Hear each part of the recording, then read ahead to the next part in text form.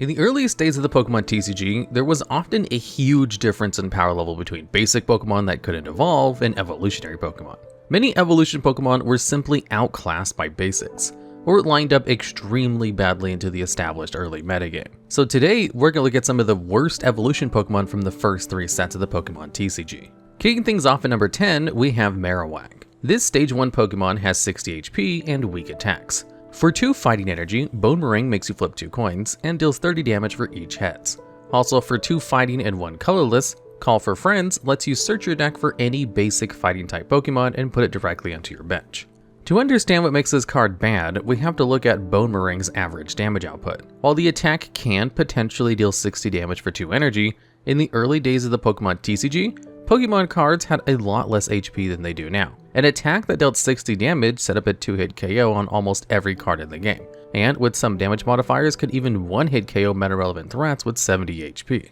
Unfortunately, since you have to flip 2 heads to deal 60 damage, there's only a 25% chance for the attack to be this powerful. Half the time you use Bonemerang, it will only deal 30 damage. While 30 damage for 2 energy isn't bad, it's not an effect worth evolving into a Stage 1 Pokemon over. Marowak's viability isn't made any better by its second attack. To illustrate how bad Call for Friends actually is, take a look at a modern card in Hisuian Basculin. For 0 energy cost, this card's Gather the Crew attack lets you put any 2 basic Pokemon from your deck onto your bench for no energy reminder. Marowak has the same attack with a restriction, and it gets 1 less Pokemon, and costs 3 energy cards, and you need to set up a Stage 1 Pokemon. Call for Friend wouldn't be used if it could put any fighting type Pokemon from your deck onto your bench either. The cost is far too unreasonable for such a bad effect. It's also worth noting that Marowak was generally outclassed by Hitmonchan, a card with better HP, lower cost attacks, and a basic Pokemon. Marowak did have some different utility compared to Hitmonchan, most notably its non-psychic weakness and electric resistance. But this isn't enough to give Marowak a legitimate competitive niche. And at number 9, we have another fighting type in Dugtrio. For 2 fighting and 1 colorless energy, Slash deals 40 damage. Also for 4 fighting energy, Earthquake deals 70 damage to defending Pokemon and 10 to all other Pokemon on each player's bench. Dugtrio has some very good merits, but falls short of viability due to many of the issues surrounding evolution Pokemon in the early days of the Pokemon TCG.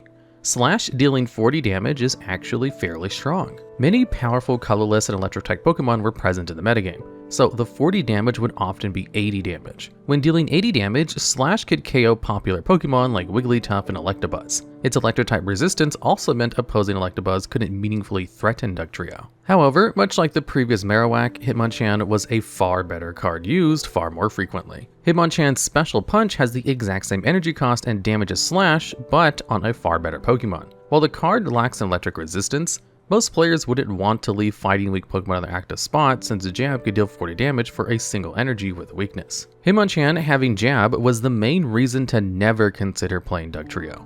Since it took 3 turns of energy attachments to set up Slash, you could use 3 Jabs over the same time frame. Using Jab 3 turns in a row actually deals 20 more damage than not attacking while setting up Slash. This same issue is made even worse when trying to set up Earthquake.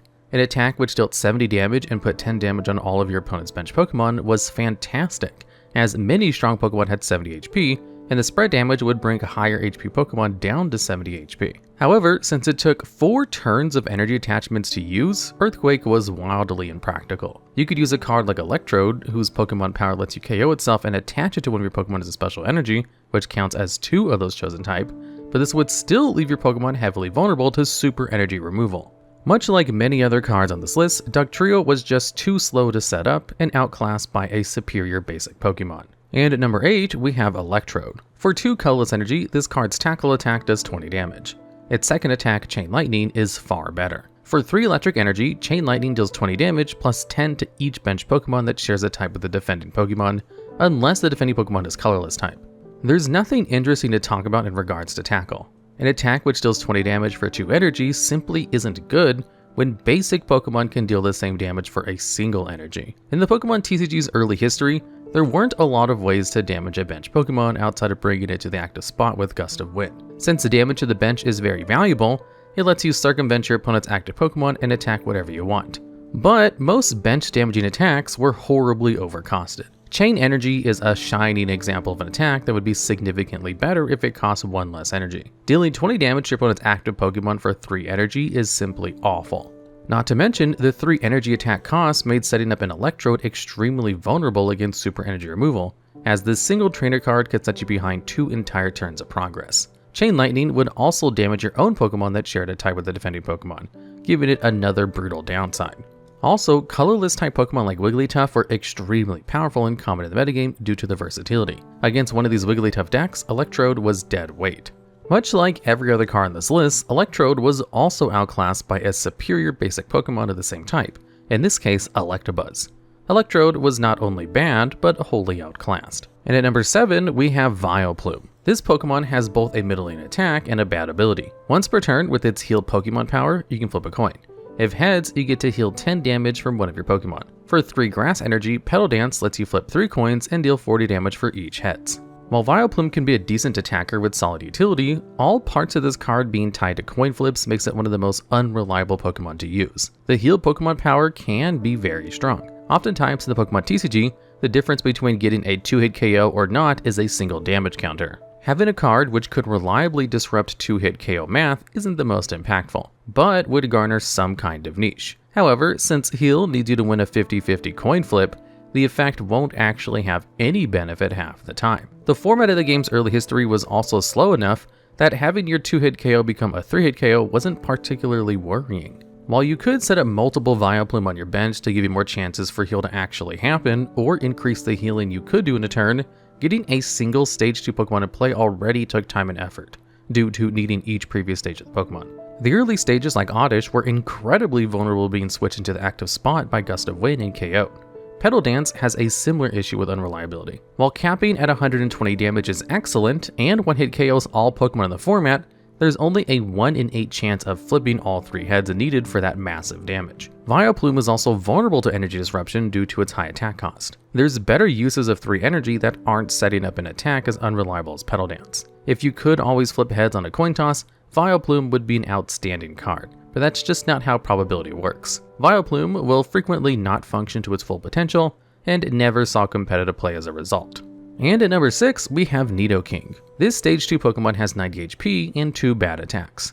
For 1 grass and 2 colorless energy, Thrash deals 30 damage, and you flip a coin. If heads, the attack deals 10 more damage. If tails, Thrash deals 10 damage to Nidoking. Also for 3 grass energy, Toxic deals 20 damage and poisons a defending Pokemon. When poisoned with Toxic, the Pokemon's owner puts 2 damage counters on it between turns instead of the usual 1. Thrash is a fairly decent attack with reasonable damage. Since double colorless energy is in the format, Thrash can actually be used after only 2 energy attachments instead of 3. The potential for 40 damage off of just 2 attachments is powerful, but not as a payoff for a Stage 2 Pokemon. Electabuzz has an attack that is functionally identical in Thunder Punch, but costs 1 less colorless energy. Electabuzz uses the Thunder Punch as a means to deal high damage as early as possible, something that can't be reliably done with an evolution Pokemon like Nidoking. A basic Pokemon having a wholly superior version of attack of a Stage 2 Pokemon is a good sign that the Stage 2 isn't particularly strong. Its other attack, Toxic, is also fairly weak. Since Toxic Poisoning effect deals 20 damage in between turns as long as the defending Pokemon doesn't switch out of the active spot or evolve, the first time you use Toxic on a Pokemon, it'll deal 20 damage plus 20 more in between the turns. If your opponent's Pokemon doesn't retreat or evolve during their turn, it'll take 20 more damage. If your opponent can't switch the active Pokemon during their turn, and you get to deal 40 damage in between turns, Nidoking is actually pretty good. The problem with Toxic is that the attack relies on your opponent not doing anything to maximize its value. While evolution cards aren't particularly common in the metagame, many players are okay with discarding energies attached to active Pokemon in order to retreat it, especially since most strong decks use Pokemon with either retreat cost of 1 or no retreat cost at all. If you aren't dealing more than 40 damage to Toxic, the attack becomes very average and not worth building your deck around. Another important aspect of Nidoking that led it to being on this list is that it has a Psychic type weakness. The early Pokemon TCG metagame was dominated by strong Psychic types in Mewtwo, and Pokemon used to counter it like Mew. Mewtwo was a format warping card due to its immense strength, and forced decks to either play Mewtwo or adapt to beat it. And because of Nidoking's Psychic type weakness, it has a terrible matchup into these dominant Psychic decks. Nidoking took too long to set up, was middling when set up, and had a terrible matchup into some of the format's best decks, earning it a spot on this list. And speaking of cards that got shut out of the competitive format by Mewtwo, at number 5 we have Machamp. With its Strike Back Pokemon power, whenever this card was damaged by an attack, you would put 1 damage counter on your opponent's attacking Pokemon. For 3 fighting and 1 colorless energy, Seismic Toss dealt 60 damage. While being a fighting type Pokemon meant that Machamp could hit for weakness against many strong colorless or electric type Pokemon, it also gave this card a crippling psychic type weakness. While Strike Back makes low damage attacks bad against Machamp, as you'll get more damage counters out on the Pokemon power over time, Mewtwo's Psyburn will deal 80 damage and 2-hit KO Machamp. When Strike Back only puts 2 damage counters on a Pokemon, it isn't a very good Pokemon power. It's also worth noting that Strike Back doesn't work if Machamp was affected by a status condition when attacked. So effects like Magmar's Smog attack could actually prevent any damage counters from being put on your opponent's Pokemon. Of course, a bad Mewtwo matchup isn't the only bad part about this card. Much like all other 4-cost attacks talked about previously, the card was easily disrupted by super energy removal. Machamp, like most other fighting type Pokemon released at the time, was also outclassed by Hitmonchan due to the basic Pokemon being able to attack far sooner and more efficiently. Simply put, the early format of the Pokemon TCG couldn't be more hostile to Machamp. And at number 4, we have Victreebel. For 1 Grass Energy, Lure lets you switch one of your opponent's bench Pokemon with their active Pokemon. For 2 Grass Energy, Acid deals 20 damage and prevents a defending Pokemon from retreating if you win a coin flip. Victreebel doesn't have the same issues against super energy removal that many other bad evolution Pokemon do, since its attacks have very low energy costs. Unfortunately, those attacks aren't worth using. While both of Victreebel's attacks have decent utility, there are other cards which outperform these attacks. Lure is just Gust of Wind, but as an attack. While Gust of Wind is a very strong effect, it's best used when you switch a Pokemon you want to damage into the active spot. Since Lure counts as your only attack for the turn, it can't be used nearly as well as the trainer card. If you use Lure to bring up a vulnerable Pokemon to the active spot, your opponent has their whole turn to get that Pokemon back onto their bench before you have a chance to attack it. Acid also doesn't do particularly much, and would have likely been balanced if it prevented your opponent from retreating without needing to flip coins. As is, Acid is an unreliable means to lock a Pokemon in the active spot while dealing alright damage. There isn't anything interesting about Acid. Its effect is unreliable and not very impactful whenever it works, and doesn't deal significant damage to justify setting up a Stage 2 Pokemon.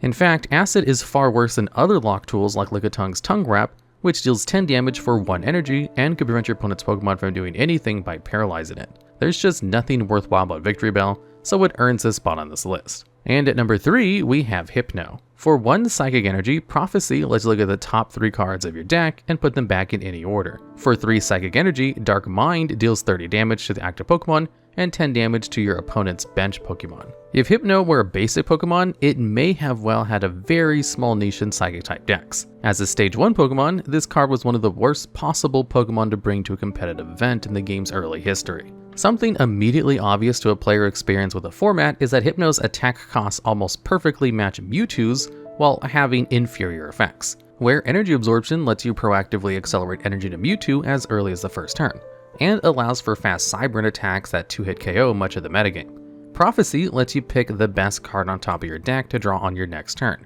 and Dark Mind can't 2-hit KO common 70 HP Pokemon. Since it's not really fair to compare a terrible card to one of the best cards at the time, here's a Dark Golduck that released 1 set after Hypno. Not only does Third Eye draw 3 cards for a single energy, although it has a slight cost, Super Psy deals 20 more damage, which picks up 2-hit KOs against far more Pokemon than Dark Mind could. Hypno having the superior 90 HP doesn't really matter since its Psychic type weakness makes it far more vulnerable against many common threats. Overall, Hypno is just bad and outclassed in every way by multiple different cards.